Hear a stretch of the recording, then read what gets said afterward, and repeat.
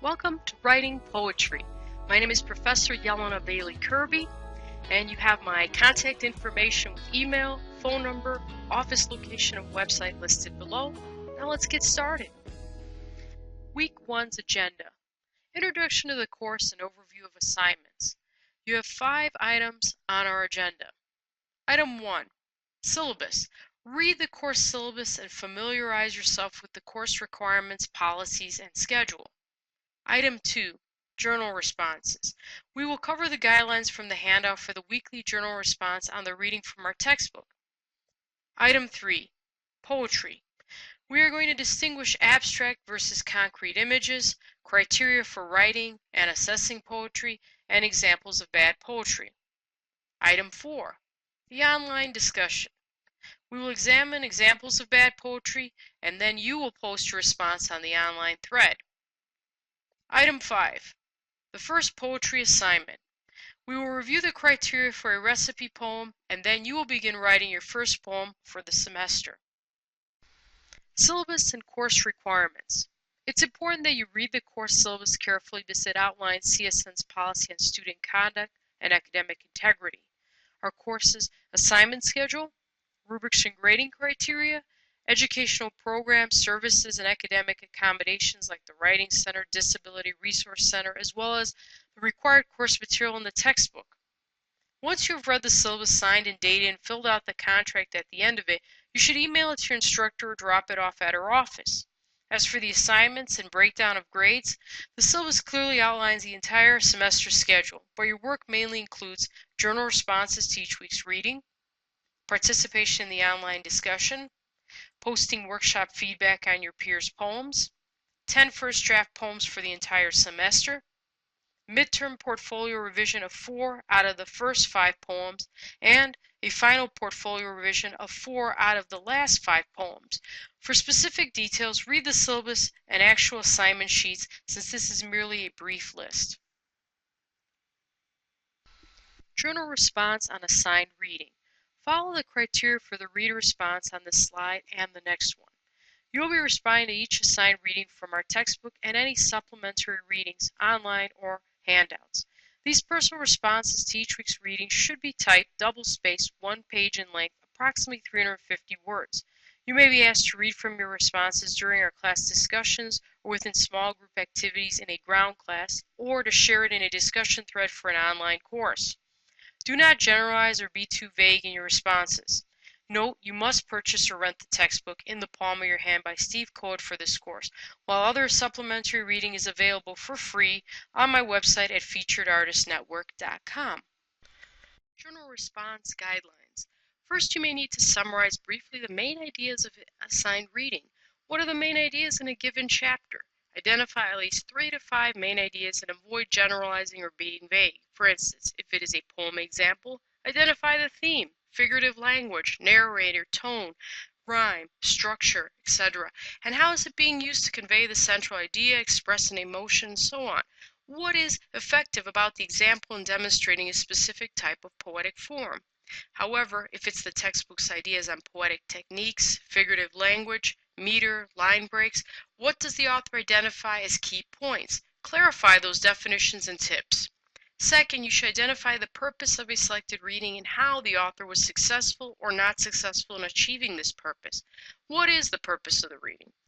What does this text teach in terms of approaching one's writing? And what can one implement according to the author to enhance one's skills? Do they demonstrate it effectively, or do they fail to do so? For instance, the author may provide facts, definitions, tips, or examples, and if you are initially sure what the purpose of the assigned reading is, underline significant points in passages and ask yourself why or how are these instances of effective methods, and what does the author demonstrate, teach successfully? Third, you want to consider how the ideas affected you personally. What did you learn from the author? What will you utilize in your own writing from the chapter or the selected reading? How does it apply to your writing, or how can you use the textbook's ideas to strengthen your skills as a writer? And if so, cite a passage or specific example that supports your understanding of the reading and why it was effective for you. For example, did you discover a new method to apply in your poetry? Remember, you should address these questions in your journal response for each week's reading. poetry, understanding abstract versus concrete.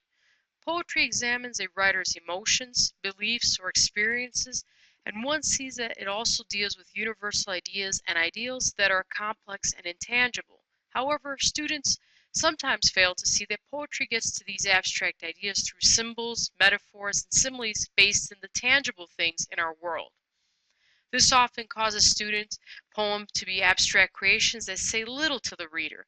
Their work is void of the concrete images and sensory details as well as the metaphorical aspects the best poetry offers.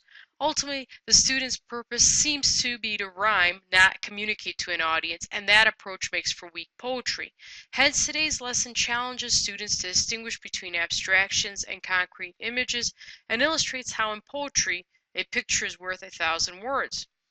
How do you distinguish between abstractions and concrete images and avoid falling into the common trap of most apprentice poets?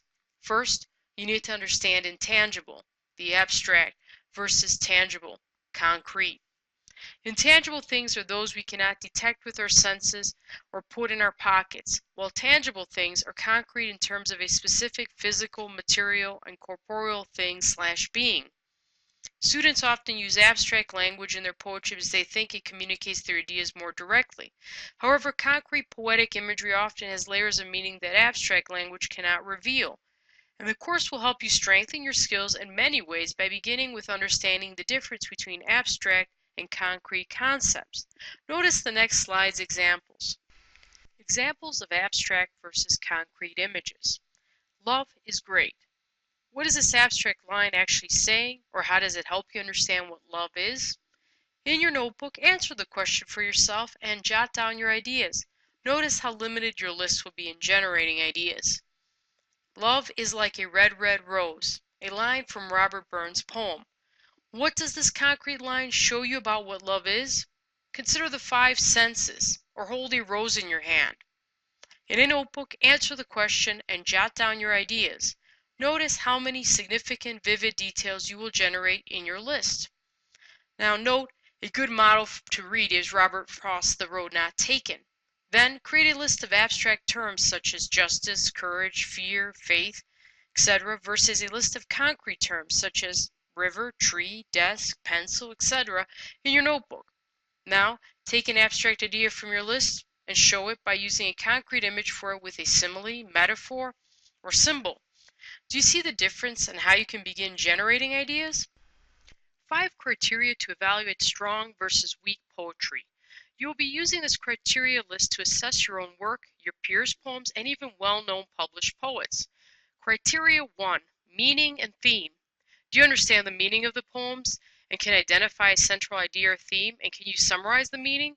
If the poem leaves you with unanswered questions or it is too abstract, vague, and contrived that you cannot identify a central theme or even the meaning of the poem, it's a weak poem and needs a revision. Criteria 2. Imagery and language. Does the poet use specific concrete details and imagery to show rather than simply tell the reader an emotion or idea/theme? Is the language vivid, not flowery, archaic, or cliché? Does it sound original, use colorful images, and elicit an emotional response? If you answer yes to all these questions, it's a strong poem. Criteria 3. Rhyme, figurative language, and meter. Does the poet use rhyme to enhance the harmony and or beat and rhythm of the poem?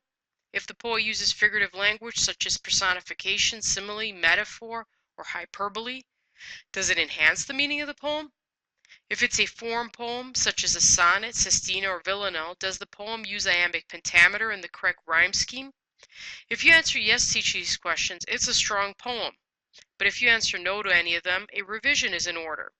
Criteria 4. Structure and line breaks. Does the poet use an appropriate structure with stanzas? Are the line breaks consistent and work to enhance the poem? Does the poem have smooth transitions and continuity between lines? And are the lines not too lengthy or too short and choppy? If you can answer yes to all these questions, it's a strong poem. But if you answer no, a revision is in order. Criteria 5. Grammar and punctuation. Does the poet lack any major and or minor mechanical errors? Basically, is the poem free of grammar and punctuation issues? Does the poem use a consistent appropriate point of view and verb tense throughout the poem? If you can answer yes to all these questions, it's a strong poem.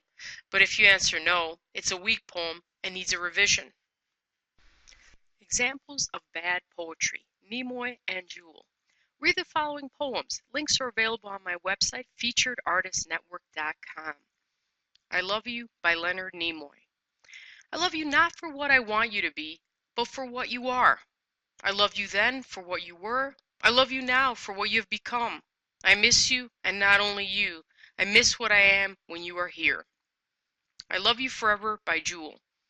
You and I walking slowly hand in hand, footprints in the sand. Watch the wind as it plays, throwing shadows across your face. The sky was so blue, your eyes so green, the air glittering, so sudden, so swift. Love came to us just like a gift. I lived here, you lived far away. Our lives called us back. No, we could not stay. With a sad sort of smile you took my hand, said while we're apart you hope I understand that. You'll be holding me, and I'll be holding you. Through those long nights, my love will be pulling you through. When you see the stars, pretend they're my arms. When you feel the air, that is me kissing you there. Say you love me, and I will say I love you. No distance could ever make that untrue. When I'm far away, I'll reach through time and space. When you hear the wind, you'll hear me saying, I love you forever. Fast forward our love story. I still remember that day, her small precious face. You stared into her eyes, hypnotized by her smile. But your job meant you had to travel, though we weren't ready for you to go. You held our daughter with a sad sort of smile, said while we're apart, I want you to know that. And then you repeat the chorus again. God forbid there'll come a day when the lights in my eyes fades away, but from your hearts I will not go, no bound shall my spirit know, 'cause, and then you repeat the chorus 2 more times. Week 1, class discussion on bad poetry. Participation points are earned when you contribute to the discussion in the online thread. Follow the 4 steps. Step 1, read the 2 examples of bad poetry, Nimoy and Jewel, by using the 5 criteria questions in the previous slides. Step 2, evaluate each poem by answering why and how are they weak in terms of the 5 criteria questions. Step 3, submit your assessment of each poem, approximately 150 words, on the online discussion thread. Step 4, finally respond to at least 2 peers' postings in the online discussion thread with your insight. Poem 1, Guidelines for the Recipe Poem. Carefully read the directions in the example recipe poem before starting your first poem. Follow the guidelines for the assignment and remember your poem must be a minimum of 7 lines and always provide a title for your poems. Of course, you can exceed 7 lines, but you want to avoid forced rhyme, cliché terms, artificial flowery wordiness, or unoriginal phrases like roses are red, and maintain showing, not telling, even in poetry by using significant concrete details. For example, you may want to apply the 5 senses, but do not try to sound poetic. Instead, write with honesty. With honesty, you will move your readers as well as elicit a powerful emotion in them. We will be reading an example recipe poem in the next slide before you are asked to begin brainstorming and writing your first poem. For instance, you will want to carefully consider the well-known satirical poem of Recipe by Janice Mirkatani, who reflects upon dominant cultural standards of beauty and even the themes of racism and identity in her work. See the next slide. Therefore, before doing any pre-writing, you will want to consult actual recipes and ingredients for any type of cuisine or even mixed drinks to help you generate ideas. It will help you understand the language of cookbooks and how directions are given before you write your first poem. Janice Mirkatani's recipe poem. Read the following poem and answer the questions provided in your notebook. Round eyes. Ingredients: scissors, Scotch Magic transparent tape, eyeliner, water-based black, optional fake eyelashes. Cleanse face thoroughly. For best results, powder entire face including eyelids. Lighter shade suited to total effect desired. With scissors, cut magic tape 1/16 wide, 3/4 to 1/2 long, depending on length of eyelid. Stick firmly onto mid-upper eyelid area. Looking down into hand mirror facilitates finding adequate surface. If using false eyelashes, affix first on lid, folding any excess lid over the base of eyelash with glue. Paint black eyeliner on tape and entire lid. Do not cry.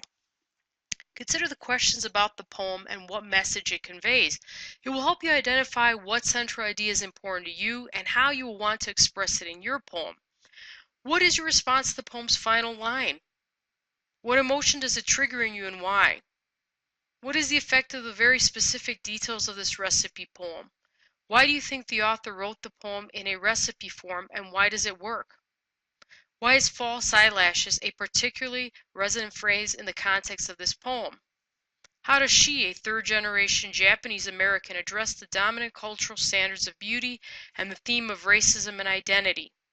Basically, how does she show us, rather than simply telling us, that women of color are faced with complicated decisions about what they want to appear and the decisions that they make to meet dominant cultural standards?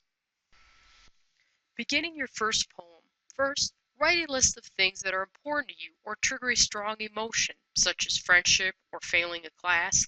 Second, choose one item from your list and apply clustering. Insert one of the words, phrases into a bubble and branch out. What emotion do you associate with it? What flavor, scents, or type of cuisine do you associate with it? What ingredients can you list that cause you to gain or lose a friendship and or fail or succeed in a class, for instance? Third, you will want to add directions of when, how many it serves, and for how long it takes to make, or in other words, how long it might take to build or lose a friendship versus failing or succeeding in a class or job. Finally, decide on a title such as A Recipe for Gossip or Recipe for Laziness. Pre-writing exercise for the recipe poem. You have an example of a recipe for brownies. The ingredients and directions are listed. Take a look at them carefully. Now, what do you notice about the list of ingredients and how directions are arranged? What significant details are used, and what can you take from the language applied in a cookbook? Now, take a look at the pre-writing exercise. You will be using this to help you generate ideas and formulate your poem. It's merely a starting point. Then, you're going to revise your draft rigorously, use a thesaurus for active verbs in more vivid language, remove unnecessary repetition and redundancy, and aim for concrete imagery. But most of all, you're going to want to have fun. Last but not least, enjoy the semester. And do not hesitate to email me with any questions or make an appointment to see me in my office if you want help. It's always best to ask any question about the syllabus, assignments, or course instead of struggling with the material. Therefore, you should just ask, because your success is important to me and because I am more than happy to help.